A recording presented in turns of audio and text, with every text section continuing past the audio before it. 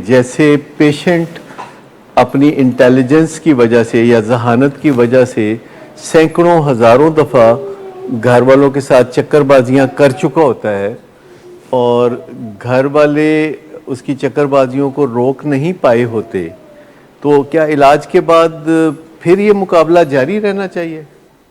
यानी जैसे कि पेशेंट है उसको हम विजडम की तरफ राग़िब कर रहे हैं, तो फैमिली को किधर राग़िब करना है, विजडम की तरफ या चालाकियों का कंपटीशन शुरू हो जाए कि मरीज़ की कितनी चालाकियां हैं और घर वाले उससे कितने ज़्यादा चालाक हैं? तो क्या ये कोई चालाकियों का कंपटीशन है? नहीं है ना। तो जहां हम मरीज़ को दर्स देते हैं कि वो अपनी जहानत को ज़रा फ्राई कर ले और उसको विजडम में बदल ले, तो घर वालों को भी हम यही कह रहे होते हैं कि आप भी विजडम से चलें और चालाकियों से ना चलें जिन्हें जहानत कह रहे हैं हम। तो कल एक फैमिली क्योंकि जो पेशेंट की जो चालाकियां हैं वो उसने अकेले नहीं सीखी, वो उसने ग्रुप में सीखी हैं और एक बहुत बड़े कुनबे में सीखी हैं जहां वो नशा करता था और घूमता फिरता था और चालाकियां करता था और नशे का गोरख धंधा चलाई रखता था। तो घर वाले इसमें नहीं कर सकते मुकाबला।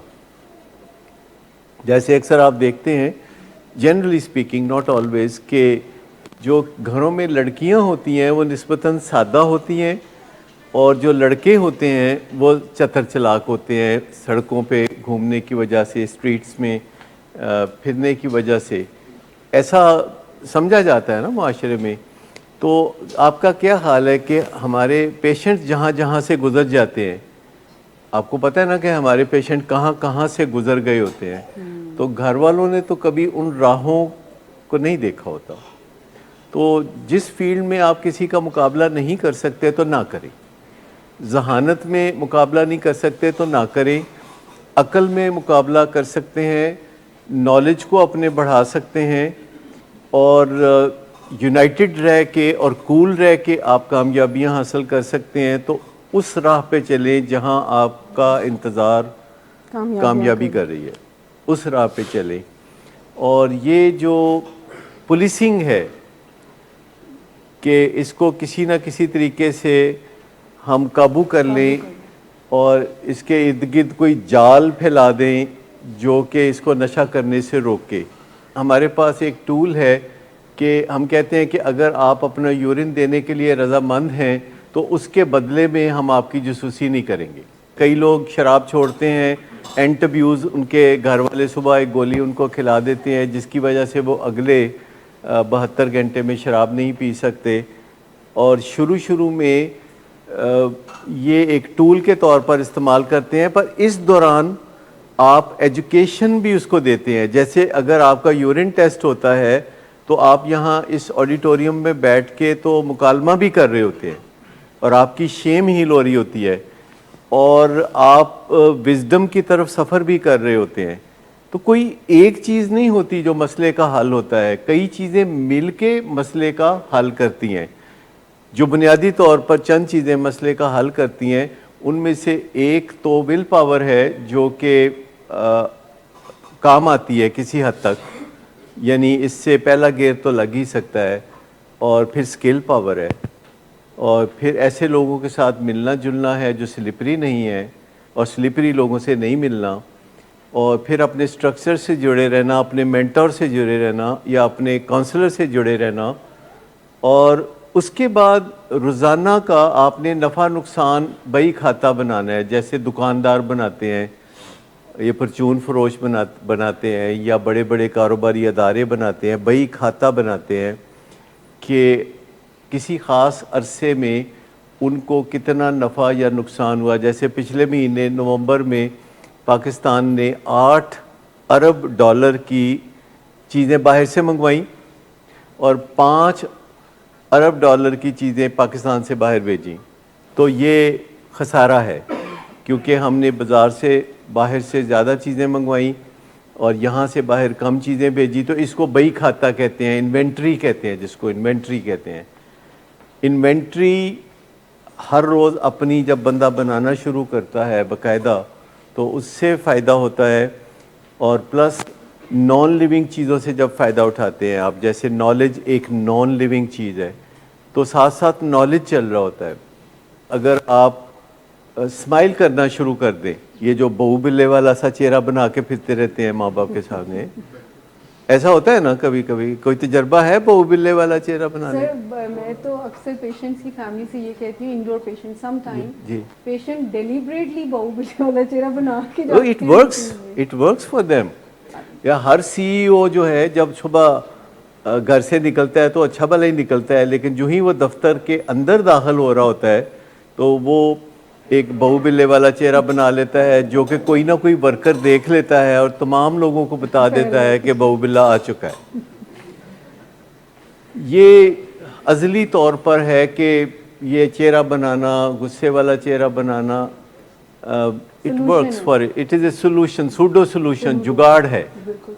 تو اگر فرض کریں ایک بیہیویئر ہی چینج کر لیتے ہیں کہ جی میں نے تو مسکرانا ہے, اگر کوئی مسکراتا ہے, اپنے ماں باپ کو دیکھ کے مسکراتا ہے, اپنی بیوی کو دیکھ کے مسکراتا ہے, یا اور لوگوں سے ملتے ہوئے مسکراتا ہے, تو یہ بیہیویئر اس کے اندر بہت ساری کیمیاوی تبدیلیوں کا باعث بنے گا. اگر ہم کوئی چیز فیک بھی کرتے ہیں, اگر ہم غصے والا موڈ بناتے ہیں چاہے فیک کر رہے ہوں, تو غصے والے موڈ سے جسم میں کیمیکل چینجز آ جاتی ہیں, چاہے کہ ہم فیک کر رہے ہوں, چاہے جھوٹ موٹ کر رہے ہوں.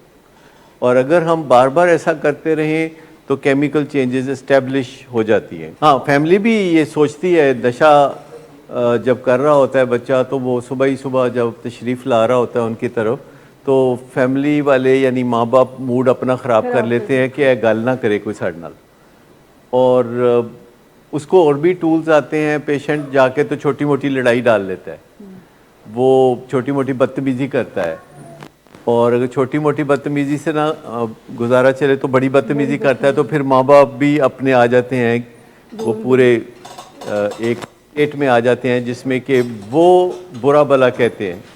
اور جب ماں باپ برا بھلا کہتے ہیں تو اس کے بعد انہیں اس کی قیمت ادا کرنی پڑتی ہے, کیونکہ وہ گلٹی فیل کرتے ہیں.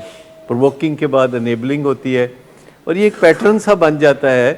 انہیں پتہ چل جاتا ہے کہ خاص طور پر ہمارے اپنے والدین کیسے غصے میں آتے ہیں. اگر آپ اس فیوچر کی اسپیکولیشن کرتے ہیں تو اس کو دیسی زبان میں اسپیکولیشن کو سٹے بازی کہتے ہیں. کبھی آپ نے سٹے بازی کا سنا؟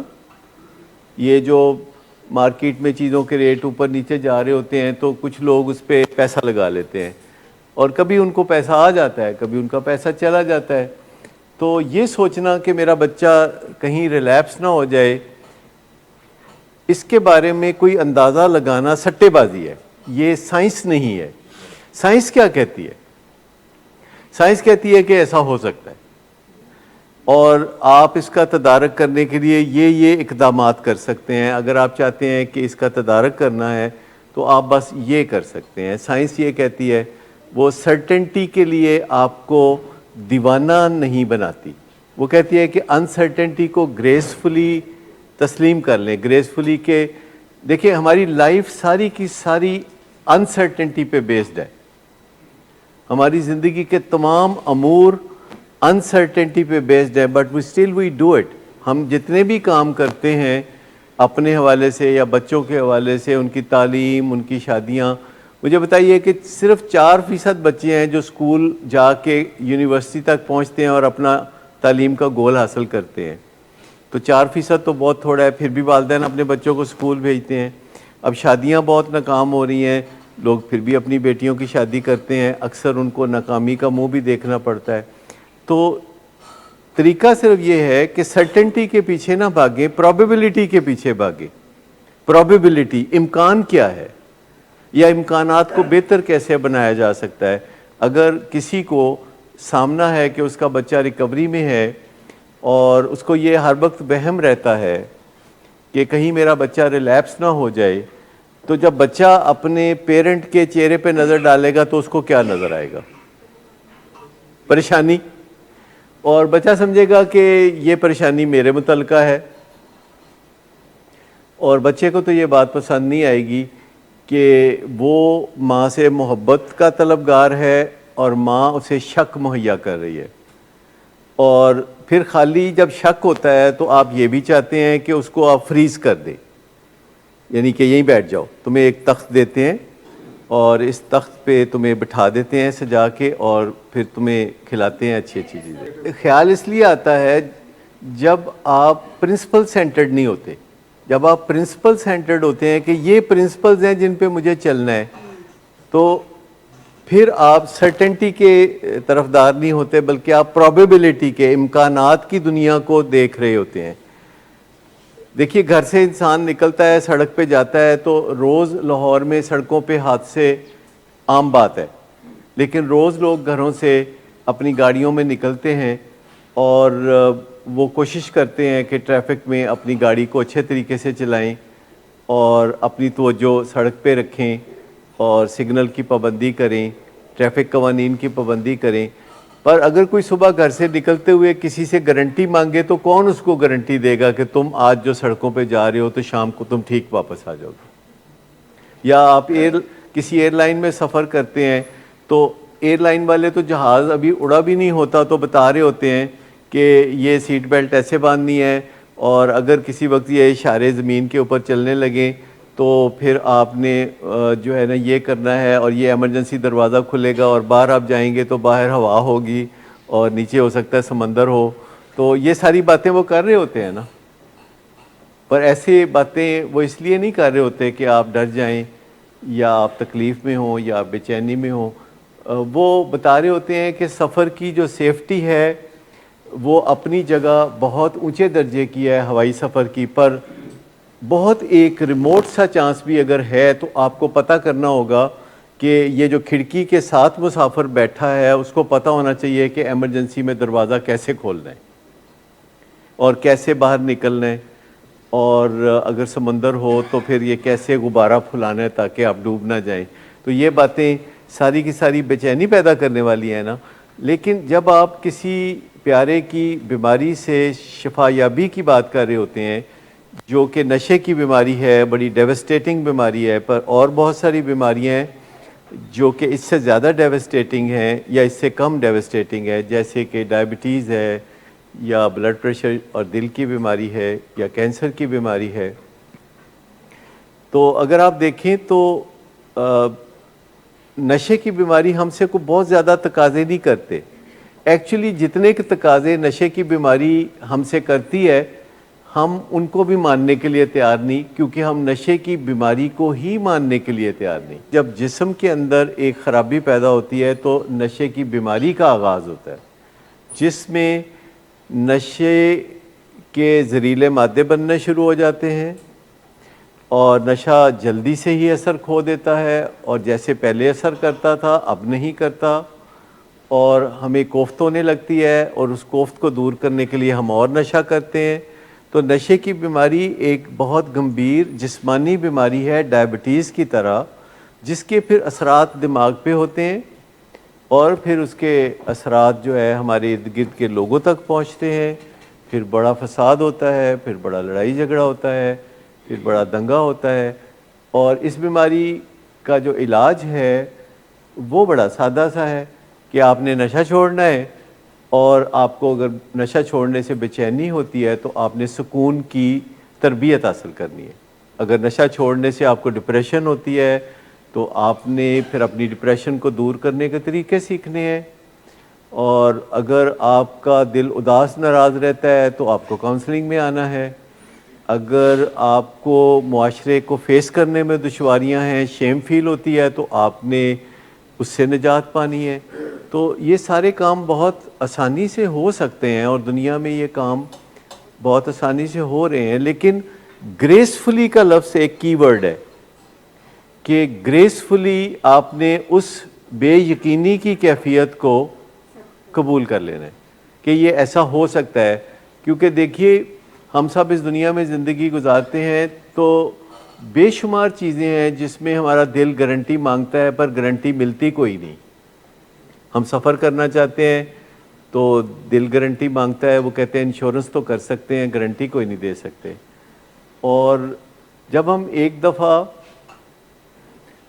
گارنٹی مانگنا چھوڑ دیتے ہیں اور گریسفلی چیزوں کو ایکسیپٹ کرنے لگتے ہیں تو اس سے فائدہ ہوتا ہے. اگر ہمارے دل میں کوئی خدشہ ہو اور ہم اسی کے اوپر ڈویل کرتے رہیں, یعنی اسی کے بارے میں سوچتے رہیں, تو سائنسدان کہتے ہیں کہ زیادہ امکان ہے کہ آپ کا جو خدشہ ہے وہ صحیح ہو جائے گا. یہ وہ کہتے ہیں کہ اگر آپ سوچتے ہیں کہ something can go wrong it will, Murphy's law. وہ اس وجہ سے کہ آپ کے ماسٹر مائنڈ میں اور برین میں ایک سٹرگل ہے جو آپ کو جیتنے کی ضرورت ہے. یعنی آپ کا جو ماسٹر مائنڈ ہے وہ ماسٹر مائنڈ اس لیے کہلاتا ہے کہ وہ مالک ہے, ماسٹر ہے, اور جو برین ہے وہ ایک آپ کا آرگن ہے. جیسے دل ایک آرگن ہے, جیسے بازو آپ کے, جیسے مسلز آپ کے, جیسے آپ کے پھیپھڑے یا آپ کا معدہ. لیکن جب ہمارا برین جو ہے ریورس گیئر لگا دیتا ہے اور ماسٹر مائنڈ کو انفلوئنس کرنا شروع کر دیتا ہے, رات کے 1 بجے آپ سونے کے لیے تیار ہیں یا آپ سوئی ہوئی تھی اور آنکھ کھلی اور آپ کو ایسی باتیں یاد آنے لگی اپنے بیٹے کے بارے میں یا کوئی زندگی کے بارے میں جو کہ ڈیفینیٹلی امپورٹنٹ باتیں ہیں, لیکن ان کو رات کے 1:30 بجے نیند خراب کر کے سوچنے سے بہتر یہ ہے کہ آپ دن میں کوئی وقت مقرر کر لیں اور 2 وقت مقرر کر لیں اور اپنے اس خصوصی مسئلے کو جو آپ کے بیٹے کی بحالی سے یا زندگی سے متعلق ہو سکتا ہے اس کو پراپر ٹائم ایڈوانس میں دے دیں. اگر آپ نے کسی کا ادھار دینا ہو اور آپ قسط وار ادائیگی کر رہے ہوں تو آپ ہر قسط باقاعدگی سے دے رہے ہوں تو اس بات کا امکان ہے کہ وہ آپ کے گھر کی دستک بجے گی کبھی. اگر آپ اپنی قسطیں صحیح ادا کر رہے ہیں تو دستک نہیں ہوگی آپ کے دروازے پہ. لیکن اگر آپ نے کسی کا ادھار دینا ہے اور آپ وعدے پہ وعدے کرتے ہیں اور ادھار چکاتے نہیں ہیں تو وہ بندہ پھر کس وقت آپ کے گھر دستک دے گا؟ وہ ایسے وقت میں دستک دے گا جب آپ گھر پہ پائے جاتے ہو, یعنی سویرے 5 بجے آ جائے گا وہ بندہ. عموماً ایسے جنہوں نے باقی اپنا ادھار واپس لینا ہوتا ہے وہ سویرے 5 بجے لوگوں کے گھر میں دستک دیتے ہیں. ان کو پتہ ہوتا ہے کہ اس وقت زیادہ تر لوگ گھر پہ پائے جائیں گے. تو آپ کبھی یہ کر کے تو دیکھیے کہ اپنے ضروری امور کے لیے ایک ڈیڈیکیٹڈ ٹائم رکھیں. نشہ کرنا اور بات ہے, نشے کی بیماری بالکل اور بات ہے.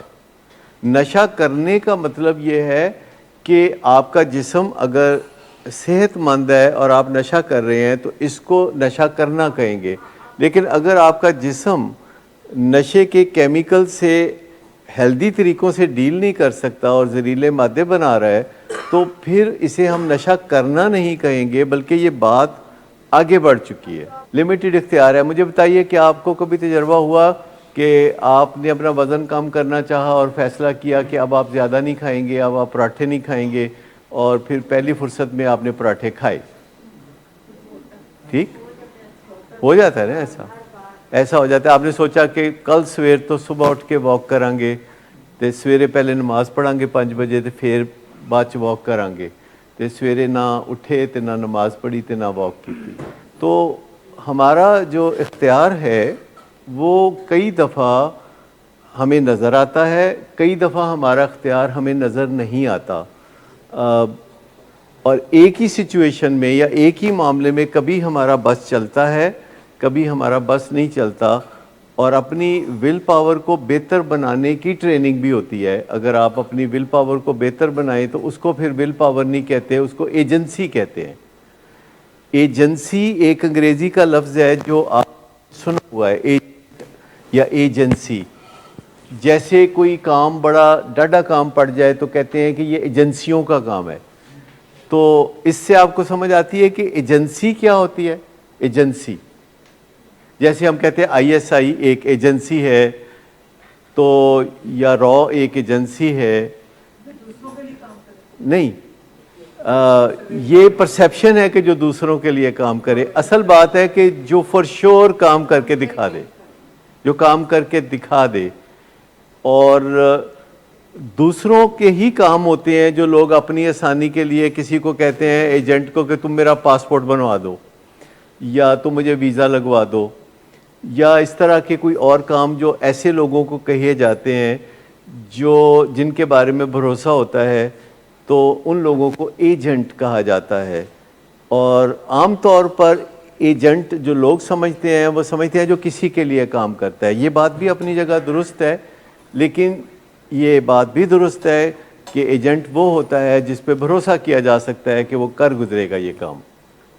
تو جب آپ اپنی ول پاور کو ٹیون کرتے ہیں اور ول پاور کو کنزرو کرنا سیکھ لیتے ہیں، انویسٹ کرنا سیکھ لیتے ہیں، تو آہستہ آہستہ آپ کی ول پاور ایجنسی میں بدل جاتی ہے۔ ایجنسی ایک کیپیبلٹی ہے کہ آپ کا اختیار آپ کے اوپر چلنا شروع ہو جاتا ہے اور بعد ازاں آپ کا اختیار دوسروں کے اوپر بھی چلنا شروع ہو جاتا ہے۔ سو یہاں پہ جو پیرنٹس ہیں ان کو ایجنسی کی حد سے زیادہ ضرورت ہے، کیونکہ وہ اختیار دوسروں پہ چلانا چاہ رہے ہوتے ہیں، اور دوسروں پہ اختیار کو کامیابی سے چلانے کے لیے ایجنسی کی جو ابیلٹی ہے اسے سیکھنے کی ضرورت ہے۔ ایک کتاب ہے جو اس چیز کو واضح کرتی ہے کہ اگر آپ کی زندگی میں کوئی پیارا ہے جس کو بائی پولر ڈس آرڈر ہے تو اس کے ساتھ آپ کیسے زندگی گزاریں۔ یہ ایک سائیکالوجسٹ نے لکھی ہے جس کی زندگی میں ایک بائی پولر ڈس آرڈر کا ہسبینڈ تھا، اور یہ کتاب اویلیبل ہے ہمارے ہاں، اگر آپ اس کی فوٹو کاپی سمجھنا چاہیں پڑھنا چاہیں تو آپ کو مل سکتی ہے۔ لیکن اس میں پہلی چیز ہے کہ بائی پولر ڈس آرڈر کی جو ٹریٹمنٹ ہے، ابتداً جو اس کا پہلا سٹیپ ہے وہ میڈیسن سے ہے، یعنی آپ براہ راست خالی بات چیت سے یا اپنی کوششوں سے کسی کو بائی پولر ڈس آرڈر سے نجات نہیں دلا سکتے۔ پہلا سٹیپ ہے کہ میڈیسن سے سٹارٹ ہوگا اور اس کے ساتھ کاؤنسلنگ ہوگی، اور آخر کار دوائیوں کو وڈرا کرنے کا امکان موجود ہوتا ہے، اور اس میں عام طور پر 2-3 طرح کی دوائیں ہوتی ہیں۔ ایک دوا ہوتی ہے جو کہ عام طور پر پیشنٹ کے رویوں کو، جو فوری رویے ہیں جیسے ایگریشن ہے، ان پہ قابو پانے کے لیے، یا جو وزڈم اگر لیک کر رہی ہے، گرینڈیوسٹی ہے، اپنے جو ہمت ہے اس سے بڑے کاموں میں بندہ ہاتھ ڈال رہا ہے، تو ان چیزوں کو درست کرنے کے لیے عام طور پر جو دوائی دی جاتی ہے وہ ڈوپامین بلاکرز ہیں، جیسے کہ رسپرڈال، آپ سب ماشاءاللہ بہت اچھی طرح جانتے ہیں۔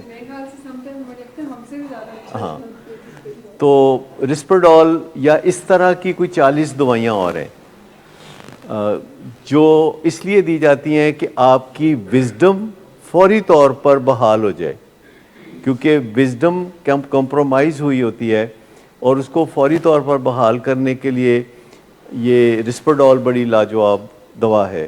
پھر اس میں ایک موڈ سٹیبلائزر ہے کہ جو موڈ کو گرینڈیوسٹی کی طرف نہیں جانے دیتی، ہائی انرجی کی طرف نہیں جانے دیتی، اور اس دوائی سے بھی آپ واقف ہیں، وہ ایپیوال ہے، جو کہ آپ کو اتنا تنگ نہیں کرتی، سمٹم نہیں دیتی، اور موڈ کو سٹیڈی رکھتی ہے۔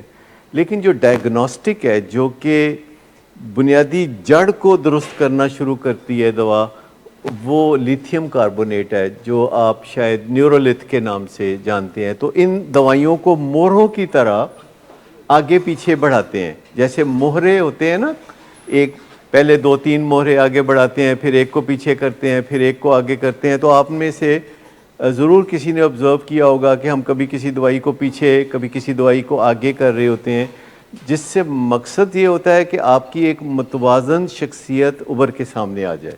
جب اوور آل ٹریٹمنٹ ہو رہی ہوتی ہے تو ہمارے پیشنٹس میں کبھی کبھی بڑا حیران ہوتا ہوں کہ ان کی لرننگ اتنی تیز ہو جاتی ہے کہ یہ واپس ہم ان سے سیکھنے لگتے ہیں، وہ اپنی ترکیبیں نکالتے ہیں اپنی امپلسیویٹی کو قابو پانے کے لیے۔ اور سب سے بڑی بات ہے کہ ہمیں مریضوں کے بارے میں یہ نہیں سوچنا چاہیے کہ یہ کوئی بدنیتے ہیں۔ سب سے زیادہ جو یہ سوچ ہوتی ہے نا گھر والوں کی کہ ہے بدنیتے نے، اور یہ سوچ ہوتی ہے نا کہ انہوں نے نہیں سدھرنا پر اسی سدھارنا ہے، یہ ساری سوچیں سیلف ڈیفیٹنگ ہے۔ اصل بات یہ ہے کہ ہم انہیں سدھارنا چاہتے ہیں پر یہ سدھرنا چاہتے ہیں، اگرچہ یہ اوپر سے کچھ نہ کچھ الٹی سیدھی باتیں بولتے ہیں جو کہ قابل یقین نہیں ہے۔ آپ کیسے سوچ سکتے ہیں کہ کوئی بندہ اپنے نقصان کے حوالے سے ارادہ رکھتا ہے, کوئی بندہ اپنے نقصان کے حوالے سے ارادہ نہیں رکھتا, لیکن ایک ایمبیولنس ہوتی ہے, ایک دوہرا پن ہوتا ہے کہ جو کسی وقت آپ دیکھتے ہیں کہ وہ ایسی بات کر رہا ہے جو کہ اس کے نقصان کی ہے, پھر اگلے دن وہ بات کر رہا ہوتا ہے جو اس کے فائدے کی ہوتی ہے. تو یہ جو ایک آپ دیکھتے ہیں کہ بیان بدلتا رہتا ہے, تو اس میں سے آپ کو اپنے پیارے کی نیت پہ شک نہیں کرنا چاہیے. اس کی بیماری کو جتنا آپ سمجھیں گے اتنا آپ کو پتہ چل جائے گا کہ جتنے ہم تنگ ہیں اس کی بیماری سے, اس سے کئی گنا زیادہ یہ خود تنگ ہے. بڑا آسان سا ہے اس کا کہ جب کوئی دوائی آپ کو دماغی مرض کے لیے دی جاتی ہے, اگر وہ جسمانی سمٹمز پیدا کر رہی ہے تو ریویو کا ٹائم ہے. یعنی دوائی دی ہے کسی بندے کا دماغی لیول سیٹ کرنے کے لیے یا سکون پہنچانے کے لیے, لیکن اس کا ہاتھ کانپتا ہے یا اس کا پاؤں کانپتا ہے یا ٹریمر ہوتا ہے یا اس کو الٹا انگزائٹی ہو رہی ہے, جب تک سموتھ چل رہی ہوتی ہے نا دوائی, جب تک دوائی صرف فائدہ دے رہی ہوتی ہے تو تب تک نہیں چھیڑنا چاہیے. لیکن جو ہی دوائی کچھ خرابی پیدا کرنا شروع کر دے تو پھر اس کے ریویو کا ٹائم ہے, چھوڑنے کا ٹائم نہیں ہے. لوگ عام طور پر اس وقت کو اسے چھوڑنے کا ٹائم سمجھتے ہیں. وہ انگزائٹی میں ہلنا تھوڑا اور چیز ہے, لیکن جنرلی اگر حد سے زیادہ آپ کو کوئی دوائی تکلیف دے رہی ہے تو پھر ایمانداری سے اس کا ریویو ہونا چاہیے اور اس دوائی کی مقدار میں کمی ہونی چاہیے یا کوئی اور دوائی سے اس کو بدلا جا سکتا ہے, کیونکہ ہر دوائی ہر بندے کو موافق نہیں ہوتی اور ایک ہی مقصد کے لیے 40 دوائیاں ہوتی ہیں, تو ہمارے پاس کافی گنجائش ہوتی ہے کہ ایک دوائی چھوڑ کے دوسری دوائی کی طرف اگر ہم چلے جائیں. تو نیورولتھ یہ لیتھیم کاربونیٹ ایک سالٹ ہے اور یہ اٹلی کے ایک کنویں میں پایا جاتا تھا, اب بھی ہوگا, اور مشہور ہو گیا اس کنویں کے بارے میں کہ جو لوگ بائیپولر ہوتے ہیں, جو بھی وہ ٹرم اس کے لیے استعمال کرتے ہوں گے, ان کو اس کنویں کا پانی پینے سے فائدہ ہوتا ہے, اور ایسا ہوتا بھی تھا. تو دور دور سے لوگوں نے فرمائشیں کرنا شروع کر دی اپنے آنے جانے والوں کو کہ بھی واپسی پہ ہمارے لیے وہ پانی لیتے آئیے گا, اور وہ پانی جو مریض پیتے تھے تو ان کو اس سے فائدہ ہوتا تھا. پھر اس کنویں کے پانی کو بوٹل کر کے تو دنیا میں مارکیٹ کیا جانے لگا, جسے لیتھیا واٹر کہا جاتا ہے, اور پھر سائنسدانوں نے اس پہ تحقیق کی اور پتہ چلا کہ یہ تو ایک سمپل سا سالٹ ہے لیتھیم کاربونیٹ, اور اس کو انہوں نے ٹیبلٹ کی شکل میں بنانا شروع کیا اور دنیا بھر میں اس کو بڑی کامیابی سے استعمال کیا جاتا ہے. اور یہ جو لیتھیم کاربونیٹ ہے, اس میں ایک پرابلم ہے کہ یہ سارے کا سارا ہضم نہیں ہوتا, اس کا کچھ حصہ سٹول کے ساتھ ضائع ہوتا ہے, جو کہ کچھ لوگوں میں زیادہ ضائع ہوتا ہے اور کچھ لوگوں میں کم ضائع ہوتا ہے. اور یہ انجیکشن سے نہیں دیا جا سکتا, یہ صرف ٹیبلٹ سے کھایا جا سکتا ہے, اور پھر 14 دن کے بعد ٹیسٹ کرایا جاتا ہے, اور اس ٹیسٹ سے ہمیں پتہ چلتا ہے کہ کیا پوری دوائی جسم میں پہنچ رہی ہے یا کم پہنچ رہی ہے یا زیادہ پہنچ رہی ہے, کیونکہ وہ ایک ویلیو سامنے آ جاتی ہے جو کہ 0.6 سے 1.2 کے درمیان ہونی چاہیے, اور اس کو پھر دوائی کم کر کے یا دوائی زیادہ کر کے مینیج کیا جاتا ہے. اور یہ چیز وقت کے ساتھ ساتھ پھر جو ہے ثابت ہوتی چلی جاتی ہے کہ اس کو کتنی دوائی کی ضرورت ہے.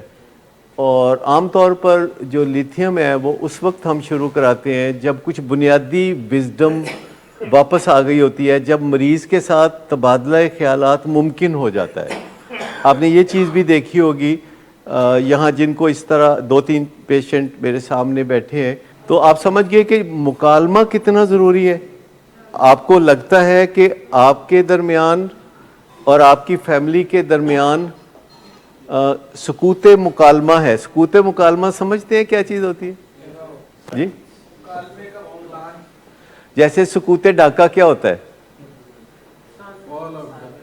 فال آف ڈاکہ.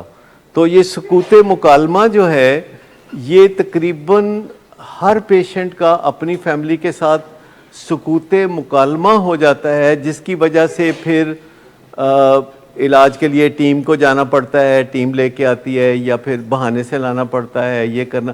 یہ سکوت مکالمہ ہے کہ کسی بندے کے ساتھ جب مکالمہ نہیں ہو سکتا، جب مذاکرات نہیں ہو سکتے، تو پھر ایسے کام کرنے پڑتے ہیں جو کہ زیادہ مزیدار نہیں ہوتے. بائی پولر کے لیے یہ ڈائگنوسٹک ہے، چونکہ بائی پولر کا کوئی اور لیب ٹیسٹ نہیں ہوتا، تو لیتھیم کے بارے میں کہا جاتا ہے کہ یہ اس کا ڈائگنوسٹک ٹیسٹ ہے کہ اگر لیتھیم کھانے سے فائدہ نہیں ہوتا تو اس کا مطلب ہے کہ شاید یہ کوئی اور مرض ہے یا ڈیفرنٹ ہے صورتحال. لیتھیم جو ہے وہ مکالمے کو بھی بہت بہتر بناتی ہے، جبکہ رسپرڈال مکالمے کو بہتر بناتی ہے، لیکن وہ مصنوعی بہتری ہوتی ہے. جو حقیقی بہتری ہے مکالمے میں یا تبادلہ خیالات میں، جو حقیقی بہتری ہے وہ لیتھیم سے آتی ہے یا ایپیوال سے آتی ہے.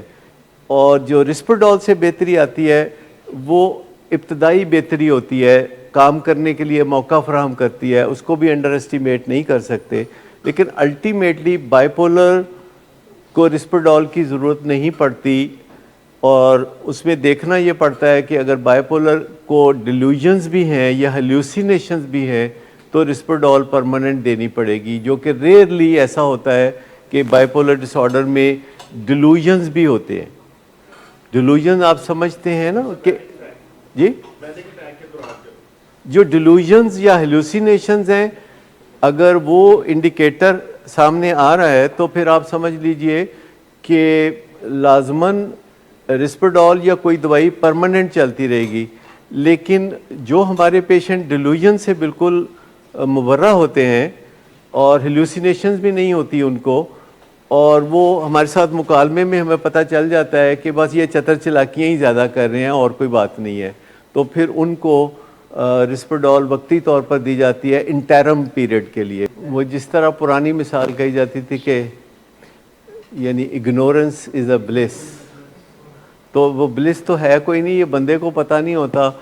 اور آپ دیکھیے کہ شہروں کی نسبت دیہاتوں میں چونکہ لوگوں کو نہیں پتہ ہوتا بہت ساری چیزوں کا، تو صرف آپ شہری اور دیہاتی زندگی کا اگر مقابلہ کریں تو آپ کو پتہ چل جائے گا کہ شہروں میں رہنا کتنا بلیسڈ ہے بنسبت دیہاتوں میں رہنے کے.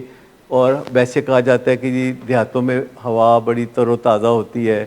مجھے کچھ دیہاتوں میں پچھلے دنوں جانے کا موقع ملا، قطعی طور پر کوئی تر و تازہ ہوا نہیں ہوتی، اور مچھر مکھی گرد و غبار اور گندگی اور نالے یہ بے شمار ہوتے ہیں. اور دیہاتوں میں جو لانجیوٹی ہے یعنی زندگی کی جو لمبائی ہے وہ بھی کم ہوتی ہے، زیادہ تر بچے بچپن میں فوت ہو جاتے ہیں، اور شہروں میں علاج معالجے سے بہت فرق پڑتا ہے. اور ہمارا ایک گارڈ ہے جو یا اور بھی جو ملازم ہے، تو وہ جو گھریلو ملازم ہے تو وہ کوئی نہ کوئی چھٹی مانگتے ہیں، تو وہ یہ کہتے تھے کہ جی وہ میرا فلاں رشتہ دار فوت ہو گیا ہے یا کوئی بھتیجا یا بھتیجی فوت ہو گئی ہے. تو میں کہتا تھا پتہ نہیں چھٹی کے لیے یہ بندے مارتے رہتے ہیں. تو پھر میں نے اس پہ باقاعدہ ریسرچ کی تو مجھے پتہ چلا نہیں، واقعی ان کے ہاں دیہاتوں میں یہ جو بچوں کا فوت ہو جانا بیماریوں سے یہ شہروں کی نسبت بہت زیادہ ہے. اور صرف شہروں میں رہنا ایک بہت بڑی بلیسنگ ہے، خاص طور پر اگر آپ لاہور جیسے شہر میں رہتے ہیں. بہت ساری چیزیں ہیں شہروں میں بھی جن لوگوں کو ٹریٹمنٹ اویلیبل نہیں ہوتا اور وہ ڈاکٹروں کی بجائے حکیموں پہ یا کویکس کے پاس اگر جاتے ہیں تو یقین کیجئے کہ دل ان کا بھی یہی چاہتا ہے کہ وہ اچھے بڑے ڈاکٹروں کے پاس جائیں، لیکن وہ افورڈ نہیں کر سکتے، تو پھر وہ مجبوری میں حکیموں کے پاس یا ویدوں کے پاس یا اس ایسے لوگوں کے پاس جاتے ہیں. پھر دل کی تسلی کے لیے کہتے ہیں کہ نہیں دیسی علاج بہت اچھا ہوتا ہے. لیکن میں آپ کو بتاؤں کہ ہر بندے کا ویسے اصل میں جو دل چاہتا ہے وہ یہ چاہتا ہے کہ اس کو اچھے سے اچھا علاج میسر ہو. لیکن وہ جو انگور کھٹے ہیں والی بات بھی ذہن میں رکھنی چاہیے. وہ جو اوریجنل بات آپ نے کی کہ جی کتابی باتیں یا کتابوں کی باتیں، ہر بندہ چاہتا ہے کہ وہ کتابیں پڑھیں، لیکن کئی بندے بیچارے پڑھ نہیں سکتے کیونکہ ان کا اتنا رجحان نہیں ہوتا پڑھنے کا.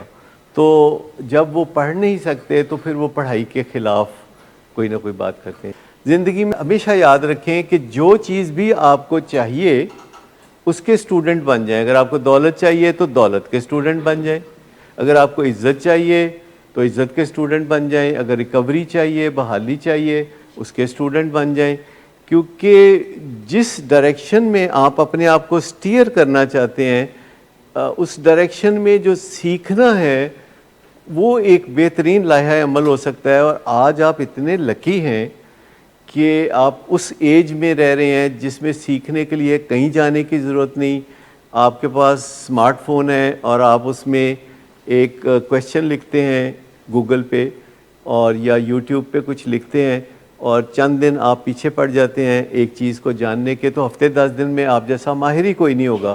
لیکن جب میں آپ کی عمر کا تھا تو یہ سہولت حاصل نہیں تھی, یہ سہولت دستیاب نہیں تھی. آپ دستے نگر تھے کہ کسی سیانے سے پوچھیں گے, اگر اس کا دل چاہے گا تو وہ بتا دے گا, دل چاہے گا تو وہ ٹرخا دے گا, یا پھر آپ کوئی کتاب ڈھونڈیں گے اور اس میں آپ محنت کر کے پڑھیں گے. اور زیادہ تر موضوعات پہ کتابیں اویلیبل نہیں تھی. حیرت انگیز طور پر 50-60 سال پہلے میں نے تعلقات پہ ایک کتاب ڈھونڈنا چاہی تو مجھے کوئی نہیں ملی, لیکن لائبریری پہ, یہ قائد اعظم لائبریری جو ہے, لائبریری میں کیڑے مکوڑوں پہ شیلفوں کی شیلفیں بھری ہوئی تھی جو کیڑے مکوڑوں پہ کتابیں لکھی ہوئی تھی. تو آپ سمجھیں کہ زیادہ تر اچھی کتابیں جو ہیومن سائیکالوجی میں آئی ہیں وہ پچھلے 50 سال میں آئی ہیں, اس سے بھی زیادہ اچھی کتابیں پچھلے 25 سال میں آئی ہیں, اور پچھلے 5 سال میں تو باکمال کتابیں آئی ہیں. کیونکہ اب جب بھی کوئی کتاب لکھتا ہے تو اس کو پتہ ہوتا ہے کہ اس کا مقابلہ انٹرنیٹ سے ہے, لہٰذا جو لوگ اب کتاب لکھتے ہیں وہ انٹرنیٹ سے کوئی زیادہ شاندار چیز اپنی کتاب میں ڈالتے ہیں تو وہ کتاب پھر پڑھی جاتی ہے. معاشرہ کچھ بھی کہتا رہتا ہے, معاشرہ تو کئی بہت اچھی باتوں کو یہ کہہ کے تو ڈسمس کر دیتا ہے کہ یہ تو کتابی باتیں ہیں. یعنی یہ بات کہنا کہ کتابی باتیں ہیں مطلب ہے کہ یہ معیاری باتیں نہیں ہیں. تو مجھے بتائیے, ہے یہ کوئی عقل کی بات یہ کہنا کہ یہ تو کتابی باتیں ہیں؟ کیونکہ دنیا میں جتنی معیاری باتیں ہمیشہ سے کتابوں میں پائی جاتی ہیں اور کسی جگہ تو نہیں پائی جاتی. انٹرنیٹ, آن لائن چیزیں تو اب میسر ہوئی ہیں, دستیاب ہوئی ہیں, تو یہ پہلو تہی کرنے والی بات ہے. انفیکٹ سب لوگ دل سے یہی چاہتے ہیں کہ وہ زیادہ سے زیادہ وزڈم کی باتوں کو کتابوں کے ذریعے سیکھیں. اسی لیے تو تمام لوگ اپنے بچوں کو اسکول بھیجتے ہیں, کالج بھیجتے ہیں, یونیورسٹی بھیجتے ہیں. اگر کتابوں پہ یقین نہ ہوتا تو لوگ کبھی بھی اپنے بچوں کو اسکول, کالج یا یونیورسٹی نہ بھیجتے. میرے پاس ایک کسی نے بھیجا کسی اور شہر سے بچہ جس کا ہمارے ہاں سے علاج ہوا تو 2.5 سال وہ بالکل ٹھیک تھا, تو انہوں نے میرے پاس بھیجا کہ ڈاکٹر صاحب ذرا انہوں مل کے دیکھو کیسا ہے. تو میں نے کہا ٹھیک ہے بھیج دیجیے گا. تو وہ میرے پاس آیا اور میرے پاس وہ اتفاق سے 3.5 گھنٹے بیٹھا رہا اور ادھر کی ادھر کی باتیں کرتا رہا. ویسے بھی اس سے ٹیلی فونک رابطہ رہتا تھا, لیکن مجھے بے چین سا لگ رہا تھا اور چکنا سا لگ رہا تھا. اور وہ چاہ رہا تھا کہ میں اس کو, بعد میں مجھے پتا چلا کہ وہ چاہ رہا تھا کہ میں اس کو پوچھ لوں کہ کیا تم ریلیپس ہو, بجائے کہ مجھے بتاتا. وہ چاہ رہا تھا کہ میں کویشچن کروں. لیکن اس دوران اس نے 2-4 باتیں کی, جن میں سے ایک بات یہ تھی کہ ایکچولی میرا بڑے بھائی سے بڑا کمیونیکیشن گیپ ہے, اور اس طرح کی 2-4 باتیں کی. تو جب اس کے بھائی نے بعد میں مجھے پوچھا, میں نے کہا 3.5 گھنٹے میرے پاس بیٹھا رہا, ادھر ادھر کی باتیں کرتا رہا, اور گاجروں کا حلوہ تقریباً 3 پاؤ کھا گیا وہ اس دوران. تو وہ کرتا رہا, اور میں نے کہا ساتھ کہہ رہا تھا کہ بڑے بھائی کے ساتھ میرا کمیونیکیشن گیپ ہے تو یہ ٹھیک کرا دے. تو جب میں نے یہ فکرہ بولا تو اس کا بھائی کہتے ہیں یہ ڈیفینیٹ ریلیپس ہے. میں نے کہا اس کا کمیونیکیشن گیپ سے کیا تعلق؟ کہتے ہیں جدوں ہے کدی ریلیپس ہوتا ہے نا تو یہ کوئی سیم گلا کرتا ہے. اور اس میں کچھ اور باتیں بھی تھیں جو اس نے کی جو بالکل ڈرگ سے ریلیٹڈ نہیں تھی, اور وہ ساری باتیں میں نے ان کو بتائی. تو کہتے ہیں ڈاکٹر صاحب پکا ریلیپس ہے. تو کوئی بیوی نہیں ہوتی جس کو پتہ نہ ہو خاوند کے حوالے سے, کوئی ماں نہیں ہوتی جس کو پتہ نہ ہو, کوئی بھائی نہیں ہوتا جس کو پتہ نہ ہو کہ اگر ریلیپس ہونے سے اور ڈرگز کرنے سے فرق معمولی پڑتا ہوتا تو پھر مسئلہ کیا تھا. جب بندہ ڈرگز کر لیتا ہے نہ اس کی آواز وہ رہتی, نہ اس کا جو باڈی لینگویج وہ رہتی ہے, نہ الفاظ وہ رہتے ہیں, وہ سب کچھ ہی بدل جاتا ہے. اور گھر والوں کو پتہ ہوتا ہے, پہلی فرصت میں پتہ ہوتا ہے, لیکن ان کا دل چاہ رہا ہوتا ہے کہ اللہ کرے یہ جھوٹ ہی ہو, سچ نہ ہو, کیونکہ وہ چاہتے ہیں کہ یہ سچ نہ ہو. اصل وجہ یہی ہوتی ہے کہ they don't want کہ یہ ہاں, لیکن اگر آپ کے دل میں کبھی خیال آ جائے کہ ہمارے بچے نے نشہ کیا ہوا ہے تو لکھ لیں کہ کیا ہوا ہے, کیونکہ ایسا نہیں ہو سکتا کہ لیبارٹری غلط کہہ سکتی ہے. یعنی ہماری ٹیسٹ ہے نا, اگر وہ کہے کہ پازیٹیو ہے اور آپ کہیں کہ نیگیٹو ہے تو ہم کس کے پیچھے جائیں گے؟ آپ کے پیچھے.